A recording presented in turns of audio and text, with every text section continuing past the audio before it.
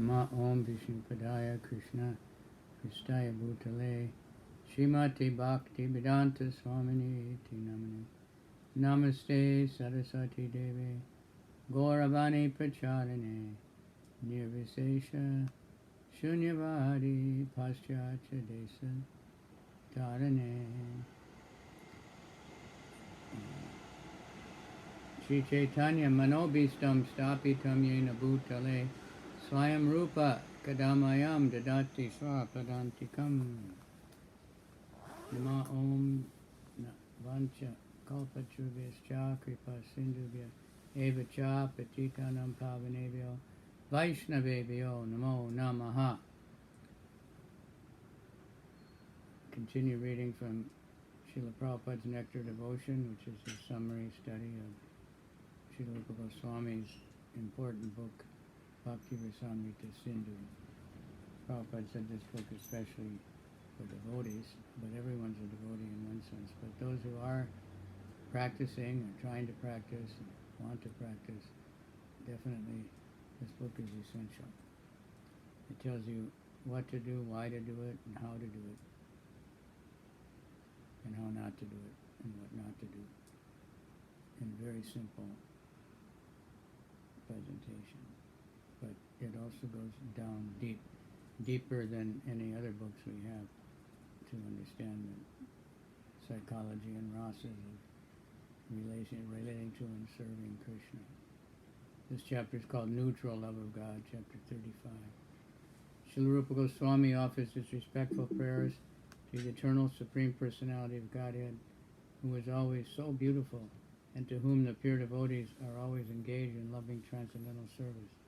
This third division of Bhakti Rasamrita Sindhu describes the 5 primary kinds of devotional service, namely neutrality, servitude, fraternity, parenthood, and conjugal love. These 5 items will be very elaborately explained here, and thus they have been figuratively described as the 5 waves of the western side of this ocean of nectar of devotion. When one is able to maintain the transcendental position, the stage is called neutrality and devotional service. Some great sages have attained this neutral position by practicing austerity, penance, and meditation to control the senses. Such sages are generally called mystic yogis, and in most cases they are inclined to appreciate the spiritual pleasure of the impersonal feature of the Absolute Truth. They are practically unaware of the transcendental pleasure derived from personal contact with the Supreme Godhead. Actually, the transcendental pleasure derived in association with the Supreme Person is far greater than the pleasure derived from impersonal Brahman realization. Because of the direct meeting with the eternal form of the Lord, impersonalists do not directly derive the transcendental pleasure of association with the Lord by hearing his pastimes. As such, the impersonalist cannot derive any relishable transcendental pleasure from the topics of Bhagavad Gita, in which the Lord is personally talking to Arjuna, with Arjuna. The basic principle of their impersonal attitude does not allow them the transcendental pleasure which is relished by a devotee whose basic principle of understanding is the Supreme Person. The impersonalistic commentary on Bhagavad Gita is therefore disastrous, because without understanding the transcendental pleasure of the Gita, the impersonalist wants to interpret it in his own way. If an impersonalist can, however, come in contact with the pure devotee, his transcendental position can be changed for greatest elevation. Great sages are therefore recommended to worship the form of the Lord in order to achieve that highest transcendental pleasure. Without worshiping the Archa Vigraha, the form of the deity of the Lord, one cannot understand such literature as Bhagavad Gita and Srimad Bhagavatam. For these great sages situated in the position of transcendental neutrality, the beginning should be to take shelter of Lord Vishnu, the four-handed eternal form of the Supreme Personality of Godhead. The mystic yogis are therefore advised to meditate on the form of Lord Vishnu as recommended by Kapila Muni in the Sankhya Yoga system. Unfortunately, many mystic yogis try to meditate on something void, and as stated in the Gita, the result is they simply undergo trouble and do not achieve any tangible result. When some great saintly persons who had undergone penances and austerities saw the four-handed transcendental form of Vishnu, they remarked, "This four-handed form of the Lord, manifested in a bluish color, is the reservoir of all pleasure and the center of our living force. Actually, when we see this eternal form of Vishnu, we, along with many other Paramahansas, become immediately captivated by the beauty of the Lord. This appreciation of Lord Vishnu by saintly persons is an instance of situation in Shantaras, or the neutral stage of devotional service. In the beginning, those who are aspiring for salvation try to get out of the material entanglement by performing painful austerities and penances, and ultimately come to the impersonal status of spiritual realization. At this Brahma Bhuta, Srimad Bhagavatam 4:30-20, stage of liberation from material entanglement, the symptoms are, as explained in Bhagavad Gita, are that one becomes joyous beyond any hankering or lamentation and gains a universal vision. When the devotee is situated in Shantaras, or neutral stage of devotional service, he appreciates the Vishnu form of the Lord. Actually, all the Vedic culture is aiming at understanding Lord Vishnu.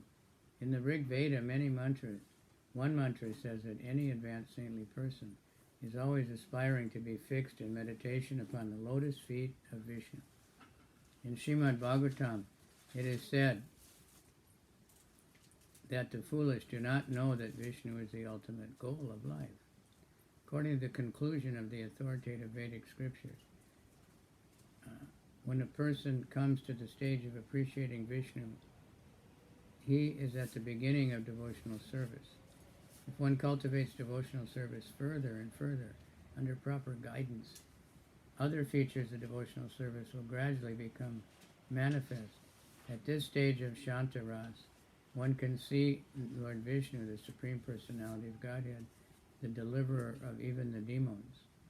The Lord is appreciated by such would-be devotees as the eternal transcendental form, the chief of all self-realized souls, the Supersoul and the Supreme Brahman. He is also appreciated as being completely peaceful, completely controlled and pure, merciful to the devotees, and untouched by any material condition. This appreciation of Lord Vishnu in awe and veneration by the saintly is to be understood as a sign that they are situated in the Shantaras, or the neutral stage of devotional service. This stage of Shantaras can be attained by the impersonalist only when they are in association with pure devotees. Otherwise, it is not possible. After Brahman realization, when a liberated soul comes in contact with the pure devotee of Lord Vishnu, Lord Krishna, and submissively accepts the teachings of Lord Krishna without misinterpretation, he becomes situated in this neutral stage of devotional service. The best example of saintly persons situated in the Shantaras are Sanaka, Sanatan, Sananda, Sanat Kumar, the Kumar brothers. These four saintly persons, known as Chatusana, are sons of Lord Brahma. After their birth, when they were ordered by their father to become householders and increase human society, they refused the order. They said they had already decided not to become entangled in family life. They would rather live as saintly brahmacharis for their own perfection. So these great saints have been living for millions of years, but still they appear to be just like boys of 4 or 5 years. Their complexion is very fair, there's an effulgence in their bodies, and they always travel naked. These four saintly persons always remain together. In one of the prayers of the Kumar brothers, this declaration is made: O Lord Mukunda, Krishna, the giver of liberation, only so long as one does not happen to see your eternal form of bliss and knowledge, appearing just like a newly grown tamal tree with a bluish hue, only for so long can the impersonal feature of the absolute truth, known as Brahman, be very pleasing to the saintly person. The qualification of the saintly persons are described in the Bhakti Rasamrita Sindhu as follows. The saintly person is one who understands fully that simply by discharging devotional service, he can become confident of liberation. He is always situated in the regulated principles of devotional service and at the same time aspires to be liberated from material entanglements. The saintly person thinks like this: when shall I be able to live alone in the caves of the mountains? When shall I be dressed simply with undergarments? When shall I be satisfied by eating simply a little fruit and vegetables? When will it be possible for me to think always of the lotus feet of Mukunda, who is the source of the Brahman effulgence? When, in such a spiritual condition of life, shall I fully understand my days and nights to be insignificant moments in eternal time? The devotees and self-realized persons who are engaged in preaching the glories of the Lord always maintain an ecstatic love for the Lord within their hearts. Thus they are benefited by the rays of the ecstatic moon, and they are called saintly persons. The impulse of saintly persons is to be engaged in the study of the Vedas, especially in the Upanishadic portions, to live always in a place where there is no disturbance from the common people, to think always of the eternal form of Krishna, to be ready to consider and understand the absolute truth, to be always prominent in exhibiting knowledge, to see the Supreme Lord in his universal form, Vishwarupa, to associate always with learned devotees, and to discuss the conclusion of the Vedas with similarly elevated persons. All these qualifications of a saintly person serve to raise him to the status of Shantaras. In the Bhakti Rasamrita Sindhu it is stated that all these who attended the pious meeting held by Lord Brahma for the study of Vedic literature like the Upanishads became overwhelmed with ecstatic love for Krishna, the chief of the Yadu dynasty. Actually, the result of studying the Upanishads is to understand the Supreme Personality of Godhead. Negation of material existence is only one of the subjects of the Upanishad. The next subject concerns becoming situated in the impersonal realization. And then, after penetrating through the impersonal Brahman, when one comes to the platform associating with the Supreme Personality of Godhead, one reaches the ultimate goal in studying the Upanishad. Those who are situated in the platform of Shantaras get their impetus for advancement in devotional service by smelling the tulsi offered to the lotus feet of the Lord, by hearing the sound of his conch shell, by seeing the sanctified place of some mountain and hill, or by observing a forest like the ones in Vrindavan, by going to a place of pilgrimage, by visiting the course of the Ganges river, or by being victorious over the dictations of the bodily demands, eating, sleeping, mating, and defending, by understanding the devastation of eternal time, and by constantly associating with devotees engaged in Krishna consciousness. All these different items are favorable in elevating saintly persons situated in Shantaras to the advanced stage of devotional service. In the third canto, 15th chapter, verse 43 of the Srimad Bhagavatam, there is a statement concerning the four saintly persons known as Chatusana, headed by Sanaka Kumar. They went to visit the Lord of Vaikuntha in the spiritual sky, and when they bowed down before the Lord, the aroma of the tulsi mixed with the saffron entered their noses and immediately attracted their minds. Although these four saintly persons were always absorbed in thoughts of impersonal Brahman, from association with the Lord and from smelling the tulsi leaves, the hairs on their bodies immediately stood up. This shows that even a person who is situated in Brahman realization, if he is put into association with devotees in pure devotional service, will immediately become attracted to the personal feature of the Lord. There are certain symptoms of great sages who are situated in Shantaras devotional service, and these symptoms are exhibited as follows. They concentrate their eyesight on the tip of the nose, and they behave just like an avaduta. Avaduta means a highly elevated mystic who does not care for any social, religious, or Vedic conventions. Another symptom is that such persons are very careful to step forward when giving speeches.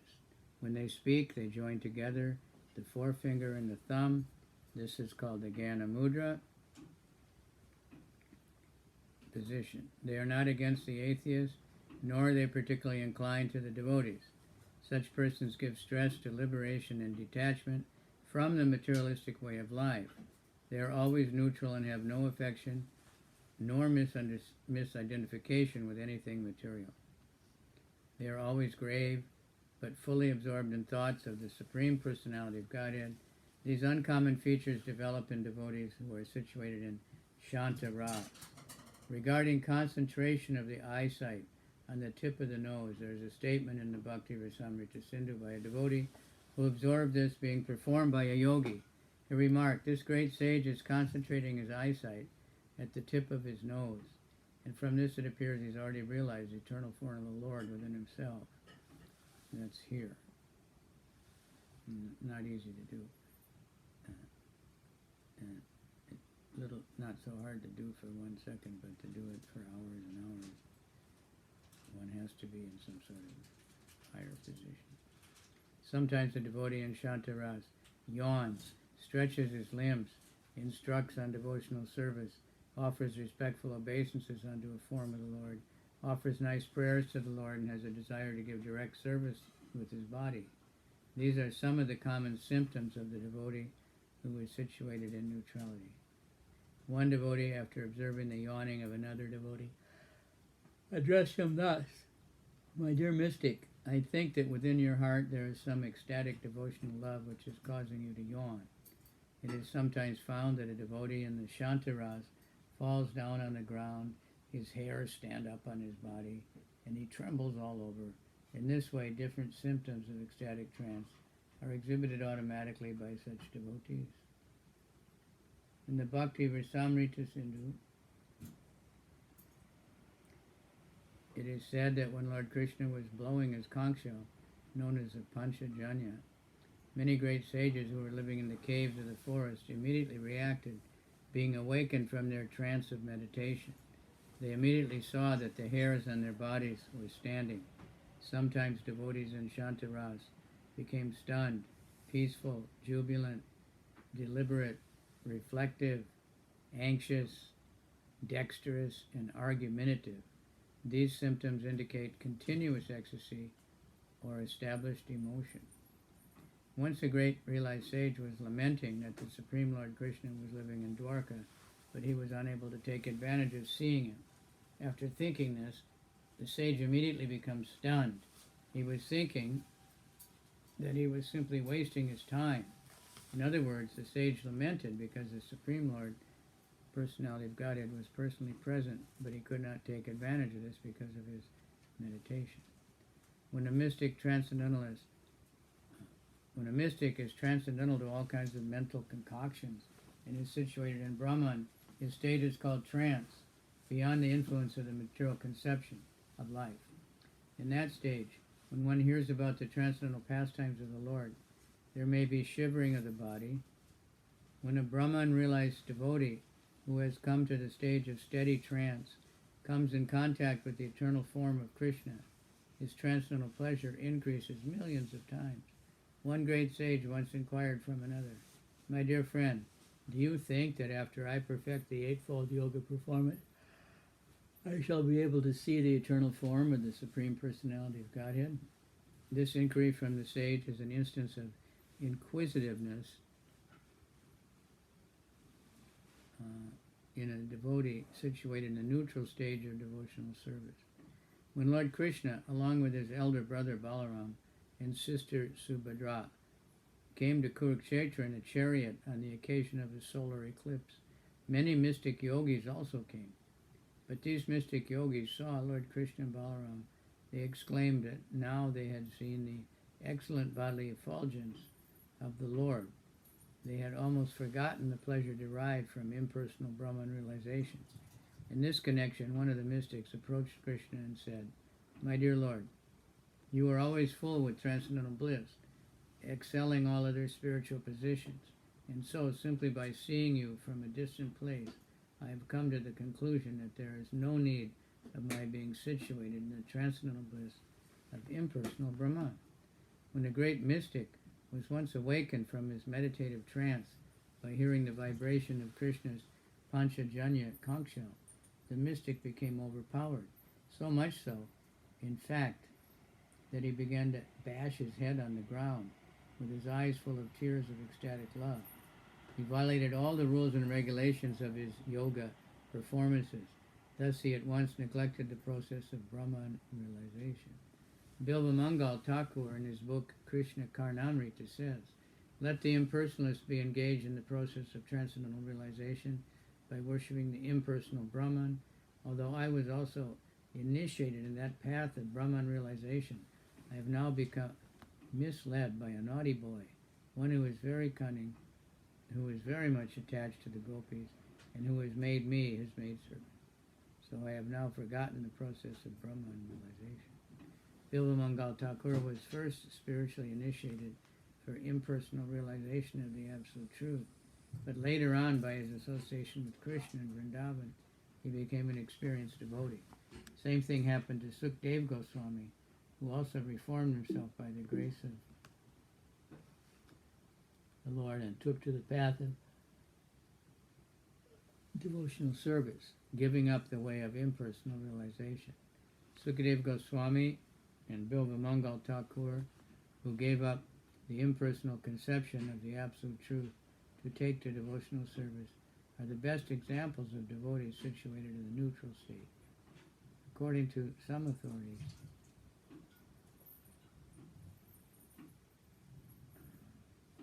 this condition cannot be accepted as one of the transcendental humors or rasa.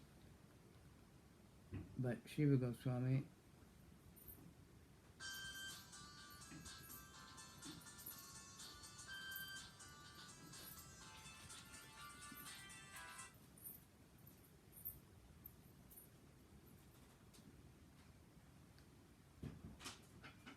However, if one is not further raised to the platform of actual service to the Lord, he is not considered to be on the platform of transcendental mellow.